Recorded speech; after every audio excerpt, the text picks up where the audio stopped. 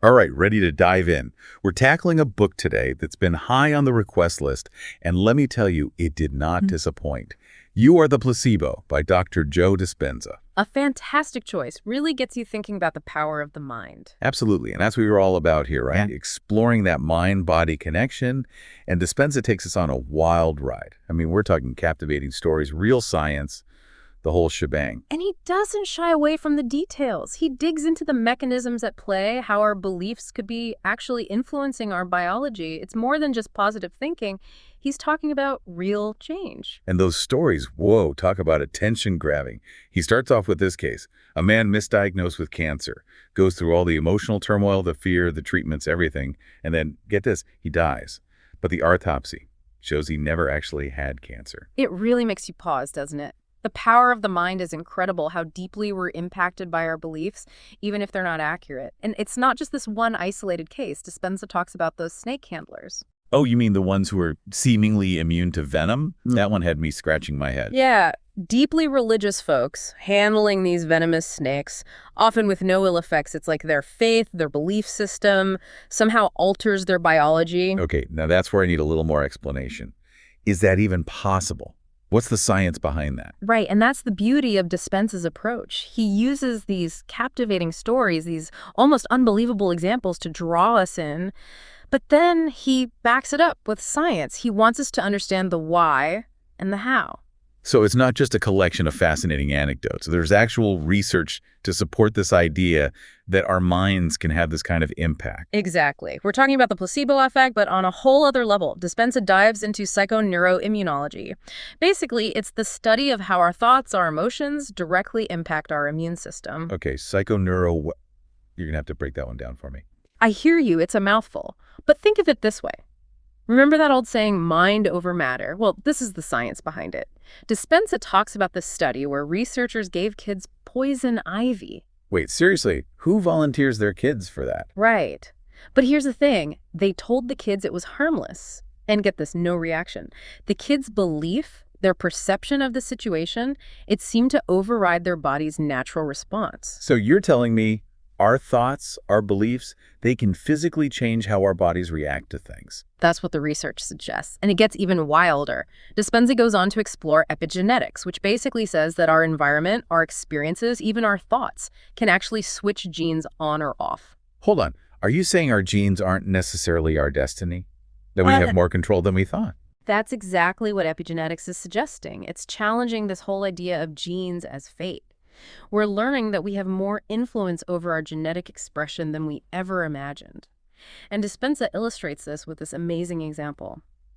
A group of monks go on a retreat, and by simply shifting their perception of themselves, they seemingly reverse their biological age. Wait, what? They found the fountain of youth just by thinking about it. Okay, now you're just messing with me. I know, right? It sounds crazy. But that's the power of the mind-body connection that Dispenza is highlighting. And the more we understand it, the more we realize just how much potential we have to influence our own health and well-being. Okay, my mind is officially blown. But I also have to ask, how can we actually use this information? It's all well and good to hear about monks reversing aging, but is this something anyone can do? Right. We don't all have time for a monk-style retreat, but that's where Dispenza gets really practical. It's not just theory. He wants us to apply this to see real change in our lives. All ears. Where do we start? He starts with something we can all relate to: our beliefs. Specifically, those self-limiting beliefs that hold us back. He's saying these aren't just thoughts. They can have a real impact, even on a biological level. You mean like if I'm constantly thinking I'm going to fail, my body's actually listening? That's the idea. Remember those Cambodian women who experienced psychosomatic blindness? Dispenza says it's like their trauma, their negative perception, it was so strong it actually altered their biology. Wow. So how do we break free from that? How do we change those deeply ingrained beliefs? Well, this is where it gets really interesting. Dispenza talks about mental rehearsal, visualization. He gives the example of athletes, like Aaron Rodgers, the quarterback. Oh, I know him. Big Green Bay Packers fan. Right. So Rodgers, he mentally rehearses every play before he even steps on the field. Sees himself making the pass, dodging tackles, the whole thing. And Dispenza's point is, this isn't just some motivational trick. It's about training the mind to influence reality. You're saying our brains don't know the difference between vividly imagining something and actually experiencing it. Exactly. And think about Jim Carrey. He visualized himself as a successful actor, even wrote himself a check for $10 million years before he actually made it. And it happened. He manifested. Okay, I've heard that story, but I never connected it to this whole placebo effect thing. That's what Dispenza is getting at. When we consistently visualize, imagine, really feel the emotions of our desired outcome, our brains start to rewire themselves. We create new neural pathways, almost like we're paving the road for our reality to follow. I like that analogy. Makes sense. But I got to be honest, some of this still feels a little, I don't know, fuzzy. Like Dispenza talks about this moving from particle to wave. I get that he's talking about a shift in perspective, but can you unpack that a bit? Sure. Particle to wave, it's a bit out there. He's using that to help us visualize moving beyond the limitations of like our everyday reality. So the particle is like being stuck in the concrete world, focused on the obstacles, the challenges right in front of us. And those limitations, let me tell you, they can feel very real. Exactly. But Dispenza is saying we need to shift our focus to the wave. The wave is all about possibilities. The quantum field where everything's interconnected, energy, information, it's all fluid. So it's like we're tuning into a different frequency, a different potential reality. Exactly. And according to Dispenza, we have the power to do that, to tune into those other possibilities just by changing our internal state. All right, sign me up. Yeah. But how?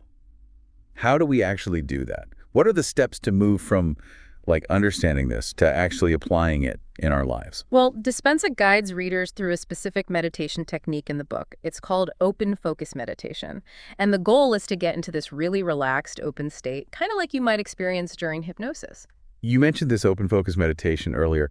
To be honest, I'm having a hard time picturing it. Can you walk us through it? Of course. We're just scratching the surface here, but I can give you a taste. Ready? Let's do it. Okay, so we're really getting into it now, this whole idea of using our minds to heal. But how do we know this is for real? Does just thinking differently actually lead to like measurable changes in the body? It's the question, right. And Dispenza, he tackles it head on. He doesn't just rely on like anecdotal stories. He's got case studies from his own workshops, brain scans, hard data. You got my attention. Hit me with a case study. What are we talking about here? So there's this woman, Lori. Years, she suffered from brittle bone disease. Brittle bone disease, that's serious stuff. Yeah, very difficult. But after attending one of Dispenza's workshops, she starts seeing this dramatic improvement. Wait, hold up. Improvement. Are we saying she healed her bones just by, like, changing her thoughts? That's what the evidence points to. Dispenza's team, they're tracking her progress using brain scans. And what they see is a shift in her brainwave patterns, going from this state of incoherence to coherence. Brainwaves, incoherence. Okay, getting a little technical here. What does that even mean in plain English? Basically, her brain is becoming more synchronized, more in tune with itself. And as that happens, her body starts to follow suit.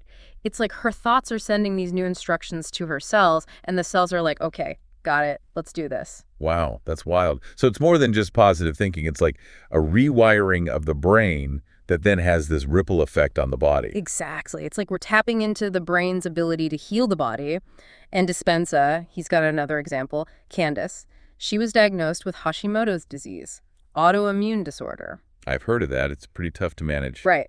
But Candace, she decides she's not accepting that diagnosis. She uses the techniques from the book, starts working on her subconscious mind. So she's actively choosing to see herself as healthy, even though she has this diagnosis. That's the key. Visualizing herself as healthy, feeling those emotions, joy, gratitude, and eventually her symptoms go into remission. No way. Yeah. Her doctors must have been floored. They were.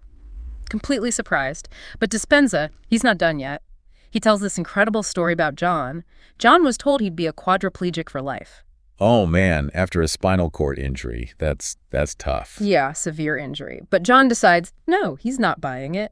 He dives into Dispenza's work, the visualization, the meditation, refuses to believe in his limitations. What a story. So what happens? Does he regain any mobility? He does. He starts walking again. Cognitive function improves. He even starts crawling, which the doctor said was impossible. This is unbelievable. Just by changing his mindset. How does Dispenza explain this? He believes they're tapping into something bigger, the quantum field, that realm of infinite possibilities beyond our everyday perception. Okay, so they're changing their internal state, their energy, and that's somehow impacting their physical reality. Yeah, it's the idea. They become the placebo. They embody that healing, that transformation they're seeking. Wow. So it's not magic. It's about understanding this connection, this power we have. Exactly, and that's the message Dispenza leaves us with. We have way more power than we realize to shape our own health, our own lives. It's about understanding the science, how our minds create our world. This deep dive has been a journey. We've explored the power of belief, the science of the mind-body connection, and some practical techniques to tap into our own potential. It's been amazing. And as we wrap up, I want to leave you with this. If the placebo effect is real, if our beliefs can actually change our biology, what else is possible if we really embrace the power of our minds? What kind of future can we create for ourselves, for the world, if we just choose to believe? Such a powerful question, and one I hope our listeners will keep exploring. Thanks for joining us on this incredible deep dive, and until next time, keep exploring the boundless possibilities within you.